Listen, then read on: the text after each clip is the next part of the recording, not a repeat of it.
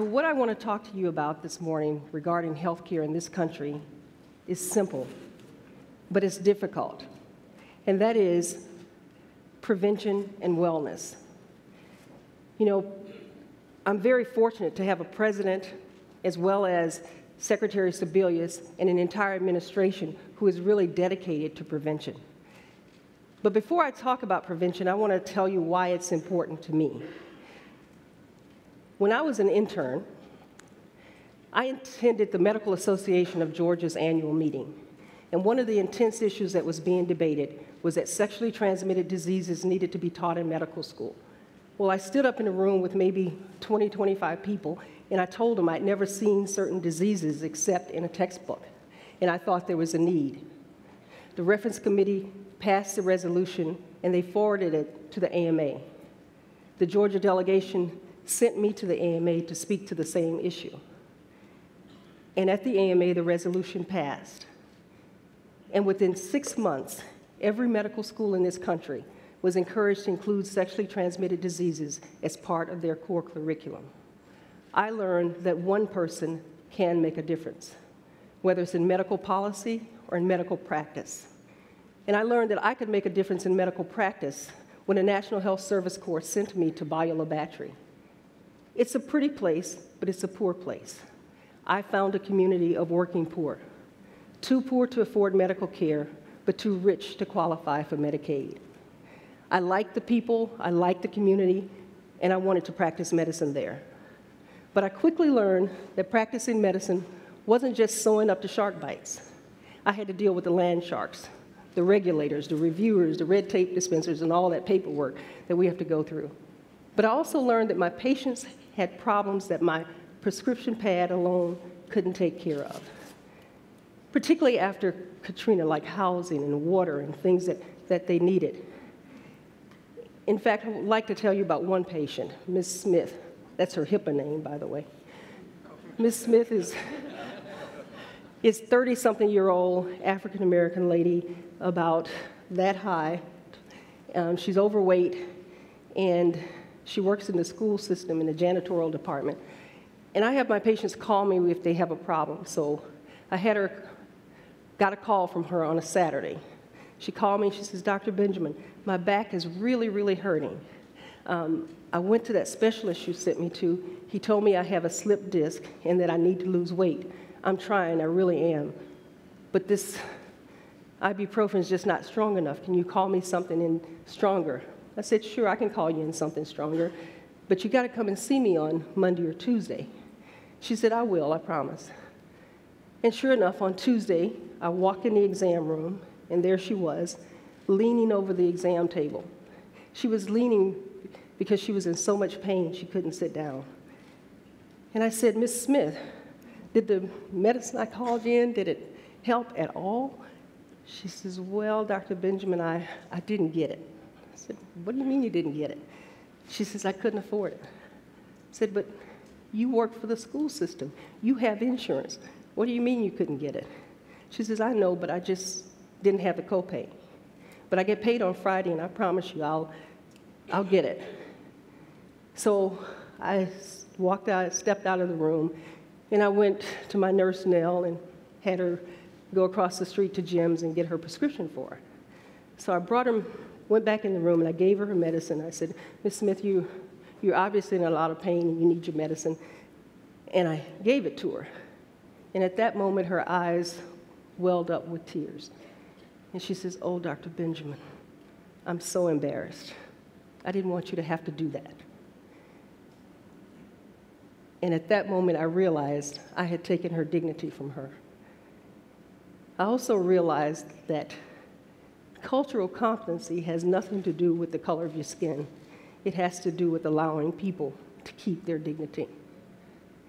And so I had to figure out how to get out of that one, because obviously I put my foot in it. So I told her about the fact that we had people who, particularly after the hurricane, had sent us small amounts of money. We had a small pot of money to help people just like her, to help them with their medicines. And if she wanted to, she could pay it back on Friday when she got paid, but she didn't have to. And she was okay with that. But as I was leaving the room, she says, "Oh, by the way." And I said, "Yes." And she says, "Well, can I get a work excuse?" I said, "Sure, you can get a work excuse. Today is Tuesday, you want to go back to work on Thursday or Friday?" She says, "Oh, no, we've got to strip those floors tonight." Here is a woman who is in so much pain that she can't even sit down, but she's willing to strip the wax off the floors so our kids can go to school in a clean environment. It would have been very helpful for her had she had a worksite wellness program where she didn't get that slip disc, where she could have worked on her weight, build up her core, and all those things, and prevented being in that position. But it's people like Ms. Smith that I was willing to go to Washington and take this job.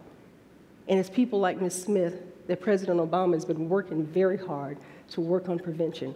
And we've been working very, very difficult times to try to make sure that we get prevention in this country.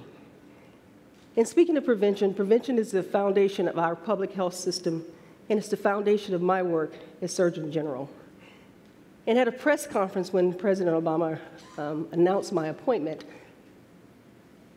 I mentioned the fact that my family, my immediate family, was not there with me, or at least not standing beside me, because my brother died of HIV.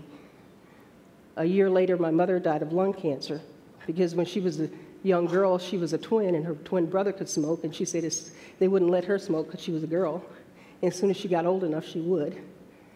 And then a few years later, my father died of complications of a stroke, all preventable diseases. And so I hope that other family members don't have to go and suffer through the loss of family members. I want them to be like Paul's mother, to be a good outcome, things that we can do to prevent them from getting sick. As Surgeon General, I have the privilege of chairing the National Prevention Council. And that was established by the Affordable Care Act, known as the health reform. It's composed of 17 agencies within government. The heads of those agencies sit on my council. This is the first time in history that all of government has come together to look at prevention. And this past summer, we released the first ever National Prevention Strategy.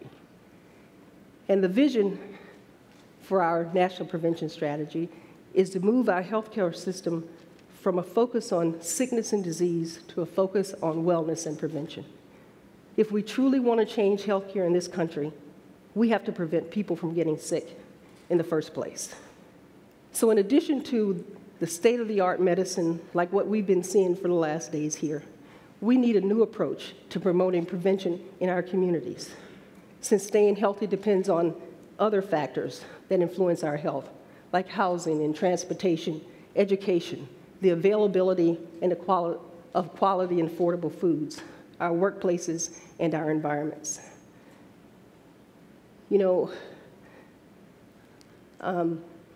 We really want to change the way we think about health in this country. And that calls for us to take a holistic approach to community health and an integrative approach. Everything from safe highways and worksite wellness programs to clean air and healthy foods. And the goal of the National Prevention Strategy is to increase the number of Americans who are healthy at every stage of life. We don't want you to just be 100 years old, we want you to be 100 years old and active. Like one of my patients says, we want you to be upright. We don't want you sitting down. If we follow the recommendations that are laid out in this National Prevention Strategy, we can prevent or at least significantly reduce the 5 leading causes of death.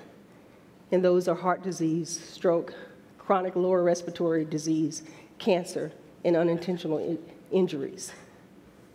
So now it's really time for us to implement this strategy. We don't want it to be just a nice report that's stuck on somebody's desk.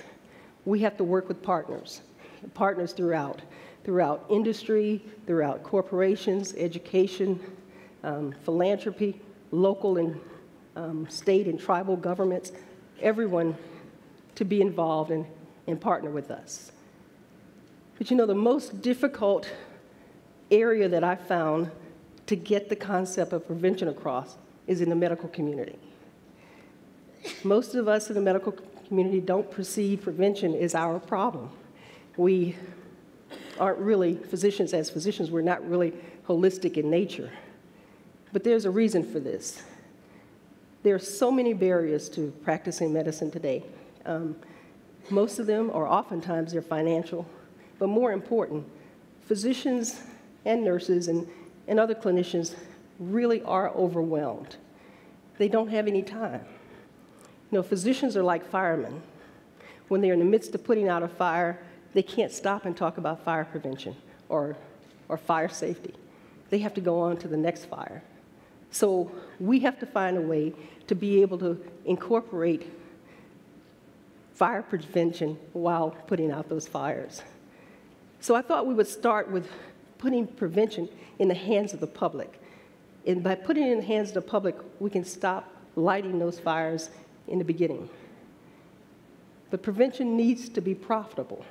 And I hope that many of you are working on making it profitable. But as leaders, we really can make healthy behavior joyful.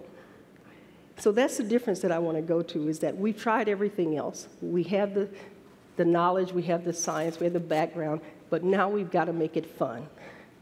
Joy to the individuals, joy to the clinicians that are practicing. Don't underestimate the power of joy that's in health. Your joy is different from my joy, and you find your own. One person may want to win or run a New York Marathon. Another may just want to get in their favorite pair of old jeans. And then there may be another person that gets joy from just being able to sit up all afternoon and play with their kids. What's joy for you may be different from me. But that's important that we have fun. We can't continue to talk about what we can't do, what you can't have. You don't do this, you don't do that. Let's talk about what we can do, what we can have, what we can have fun doing, what we can eat. I've been trying to do a few little things by doing some examples, by doing Surgeon General's walks around the country, and we hope to continue those. We want to go where people are. We did a walk in Boston. We walked with some doctors from Harvard. We called it white coats and white sneakers. And we were walking through, the next slide and shows we were walking through Boston Commons. It's actually last fall. And it was actually kind of fun. And the next slide just shows it was a big group. And we've done this in several cities, in Los Angeles with 5,000 fitness trainers, and we're continuing to do that. I actually did the Grand Canyon, rim to rim, showing, for example, if I can do it, anybody can do it. So it was 26.2 miles. It was enjoyable, and that's the thing, is to have joy. Up in San Mateo County, there's something they call a soul stroll. And so you just walk in with the community, which is fun.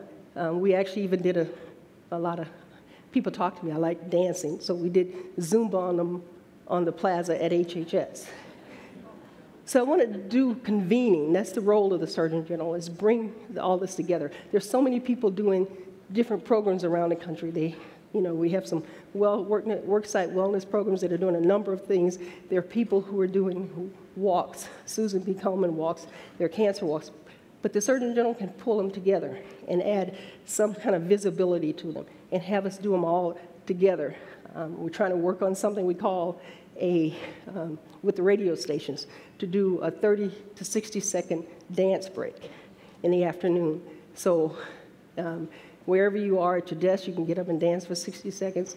If you're in your car, you can at least move a little bit, at least get moving.